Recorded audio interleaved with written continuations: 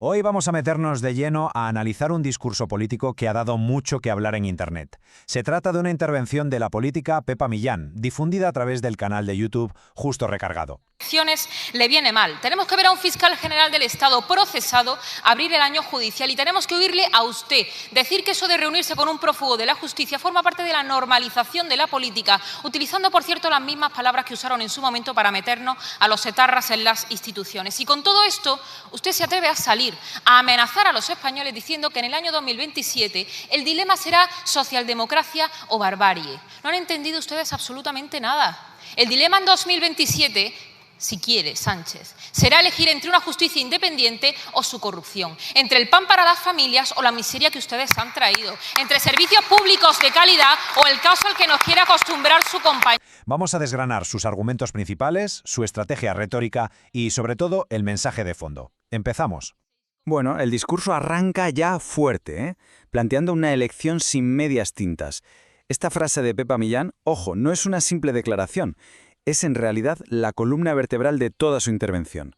Al plantear una elección tan drástica, lo que hace es establecer un marco totalmente polarizado desde el minuto 1. Y a partir de ahí va a construir toda su argumentación.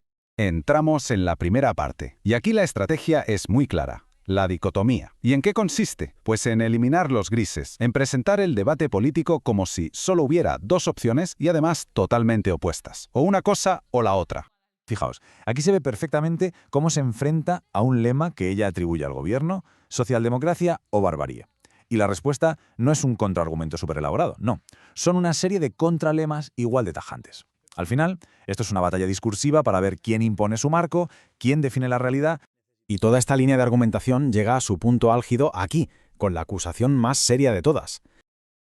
Entre seguridad e identidad o invasión y violencia que ustedes han traído. Y usted en particular trabaja para transformar el Estado de Derecho en un Estado de privilegios al servicio de los suyos, concretamente al del fiscal general del Estado procesado por el Tribunal Supremo. O lo que es lo mismo, les han procesado a ustedes, porque la Fiscalía ¿de quién depende? Y confían en que, al igual que sucedió con la sentencia de los ERE, su corrupción política les va a salvar la papeleta. ¿Por qué? Pues porque ustedes llevan años repartiéndose la justicia con el Partido Popular y creen que pueden hacerlo y están convencidos de ello. Pero la justicia no puede estar politizada y los españoles tienen que volver a ser el centro de las políticas, no los intereses personales de ningún presidente del gobierno de turno. Y de la mano de ellos, de todos esos españoles, vendrá el cambio que necesita España, por mucho que Sánchez no quiera ni oírlos. Porque la estrategia ya no es una crítica política, no.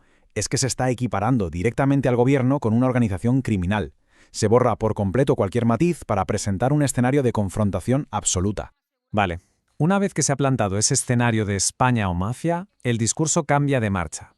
Pasa de las grandes declaraciones a acusaciones más concretas. El foco ahora es argumentar que hay un supuesto deterioro de las instituciones clave del Estado. Y para sostener esa idea de erosión, se lanza una batería de acusaciones concretas. Se menciona el procesamiento del fiscal general, la supuesta politización de la justicia, el desmantelamiento de unidades policiales clave y la reunión con un prófugo. Cada uno de estos puntos está diseñado para funcionar como una prueba, una pieza más que refuerce esa tesis inicial de corrupción institucional. Dejamos las instituciones nacionales y ahora el ataque se dirige hacia afuera, a la política exterior. Lo que se argumenta aquí es que la política internacional no está defendiendo los intereses de España, sino más bien los del partido en el gobierno y sus socios ideológicos. A ver, para entender bien lo que viene a continuación, hay que pararse un momento aquí, en la definición que el propio discurso construye del Grupo de Puebla. Ojo, porque no lo presenta como un simple foro político, lo describe como una organización de izquierdas ligada nada menos que al crimen, al narcotráfico y a la desestabilización en Hispanoamérica. Este marco es fundamental para las acusaciones que vienen después. Y con ese marco en mente, se nos presenta una narrativa sobre la conexión con Venezuela construida en 4 pasos. Primero, la mediación de Zapatero, que se presenta como una forma de legitimar al régimen. Segundo, se habla de una colaboración para proteger lazos con narcodictaduras. Tercero, un supuesto blanqueamiento de la tiranía.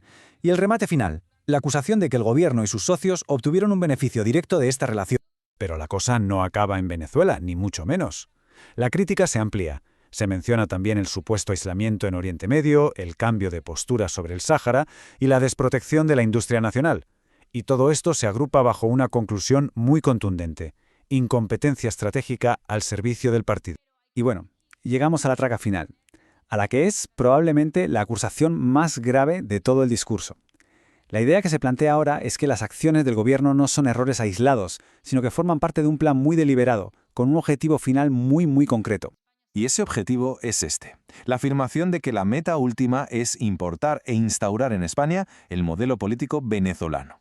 Esta es la pieza que, según el discurso, ata todos los cabos sueltos y da sentido a todas las acusaciones previas en una sola gran teoría.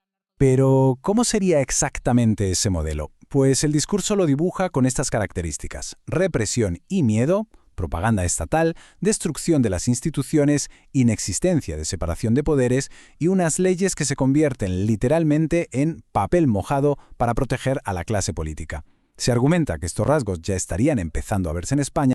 Y el argumento se cierra con esta advertencia directa, una frase que encapsula todo el supuesto proyecto ideológico que se le atribuye al gobierno. Resume la acusación en una imagen muy poderosa diseñada para generar alarma.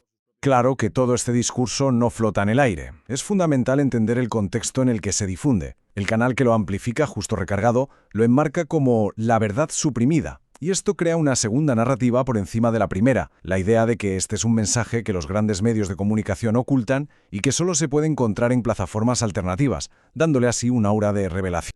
Entonces, todo este caso nos deja con una reflexión final que va más allá del discurso en sí. Nos obliga a plantearnos qué papel están jugando estas nuevas plataformas a la hora de dar forma al debate político actual y, sobre todo, cómo influyen en la manera en que consumimos información. Es una pregunta, desde luego, clave para entender nuestro presente.